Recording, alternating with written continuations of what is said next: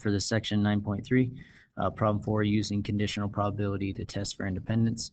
So basically what happens is if I want to see if two events are independent of each other, if I test the probability of B given the condition of A, right, and I use the formula, and what happens is if they're independent events, right, probability of A and B would just be multiplied.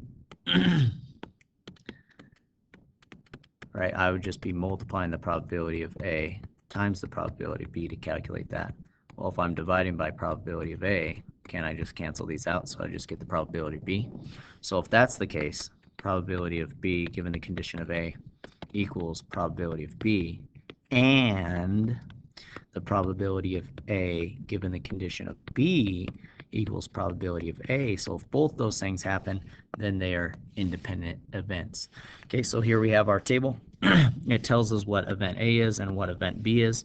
So we want to calculate the probability of B given the condition of A and see if that equals the probability of A, right?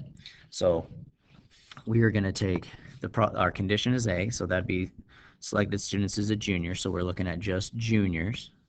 So it's 175, right? So the probability of B given the condition of A, denominator would be 175. Okay. Then A and B, right? So look at B. B is selected student has a part-time job. So of these juniors, which ones have part-time jobs? 71. So I'm going to take that and I'm going to calculate that. I want to do 71 divided by 175. And I want to see what I get. 0.406-ish, so somewhere around in there. Then I want to see if that matches up with the probability of A itself, just the probability of selected student is a junior. So selected student is a junior. So total of juniors is 175 out of the total of 356.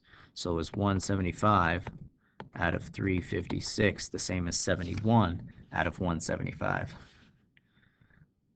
So I'm going to do 175 divided by 356 and see if that gets me the same exact number, and I get 0.49. So because those are not the same, I can stop right there, right? This one right here is not true. So if that's not true, then I don't have to do the second one. But if this is true, then I do have to test the second one. Okay, so you do have to test both of them. But if one is false, then you can stop there. These are not independent. Okay, so those are not independent.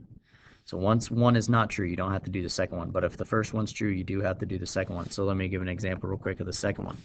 So the second one would be probability of A given the condition of B, right?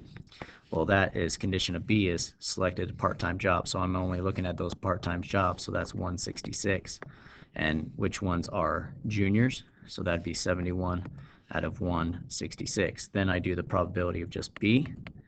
Okay, probability of B is those selected has a part-time job, and which ones are juniors? So that would be 166 over the total 356. And I'll see if those are the same, which those are not the same either.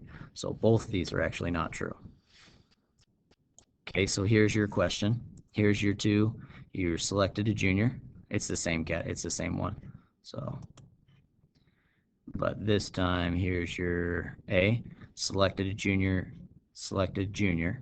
that's your A event, and then B is does not have a part-time job.